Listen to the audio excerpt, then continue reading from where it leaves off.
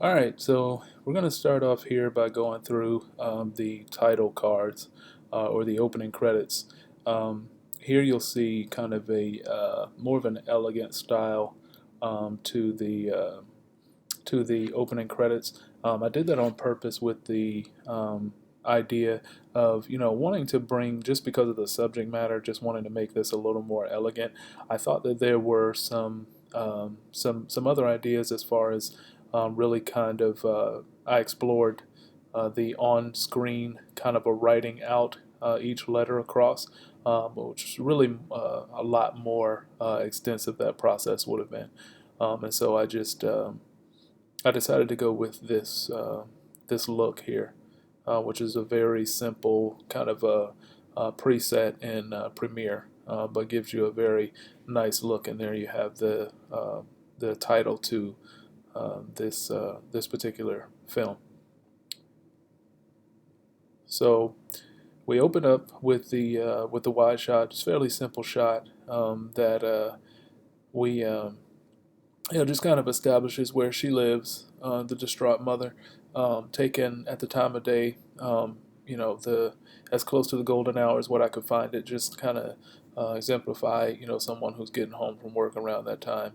Um, and then we see her coming into the mailbox. Fairly simple, simple shots here. At this point, we know that she's grabbing the mail from the mailbox, but she's got to go through all of it, and it's not usually or really even expecting anything, good to come out of that mailbox. So the expression on her face just kind of fits with what it is that she's normally expecting when she comes home to the mailbox. And then um, she enters the building, and as she's going up the stairs, we notice she glances up at the door, and there's just kind of an exasperated look and feeling about what she sees at the top of the stairs. She's looking at her door. She knows, okay, this is a notice that I'm familiar with, that I've seen before, and she should have been expecting it to come, but wasn't really. And it's just more of a when it rains, it pours sort of a feeling. Um, Getting to the door and then pulling the papers out, we noticed too. I actually had to add in quite a few of the sound effects for this part. So going back to even coming up the stairs, the door slamming behind her when she comes in, as well as the keys down, at the mailbox when she first. It was when she first went to the mailbox. Kind of surprising to me that I was able to find a sound bite of her pulling the notice off the door. Now, right away, right here, we see there's a little bit of an inconsistency, just with the way that you notice she's got a hat on here and she's got a jacket on that upon entering the apartment she doesn't have on. Now we could assume that maybe she's taken it off, but we don't even see it, in her hands at this point. But that's because it was shot on different days, and um, it's one of those things in pre-production that you definitely want to be on the lookout for. But sometimes things get by you, and that was definitely one of those things.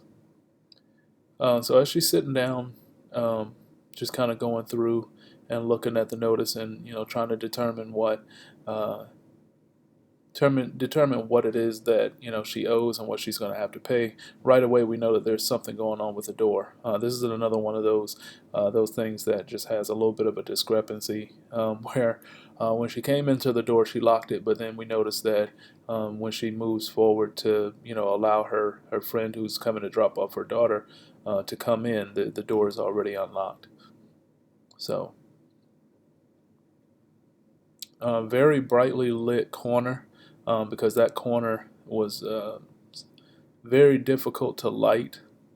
It was very dark over here by this door. As you notice, it's kind of getting darker down here in in this area. And I don't have both of my soft lights. I'm actually substituting one of my soft lights with a different light. Um, but nevertheless, it seems like it works. Although the lighting does just is not 100% consistent with this next shot.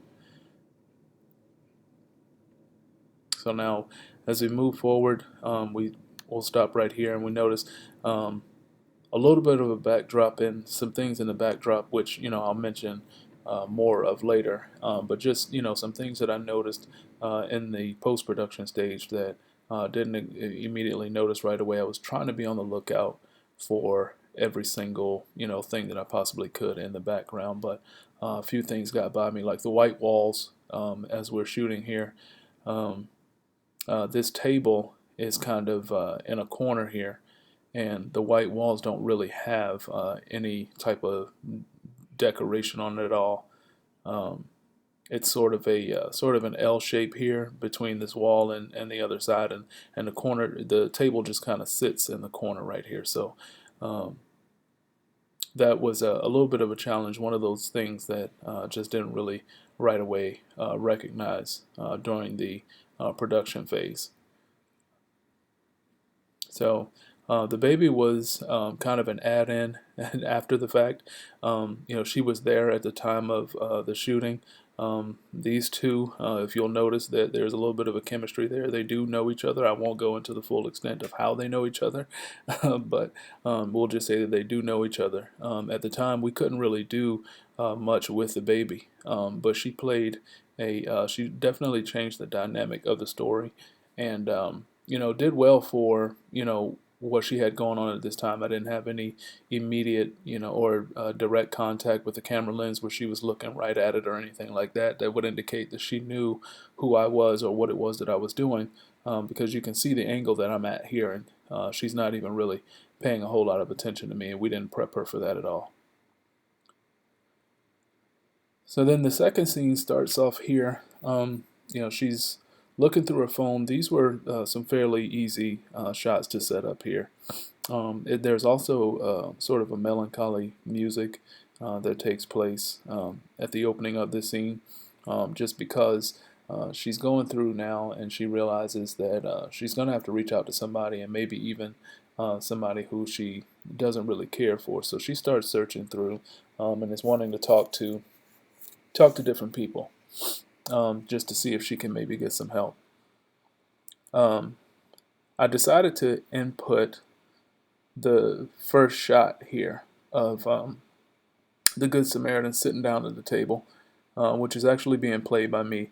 This is a very interesting shot that I came up with that didn't take very long, but to shoot. But the way that I had to set it up. Now this desk here, there's a wall right behind it, right here. But I had to try to do the best I could to make this part of it, a little more creative.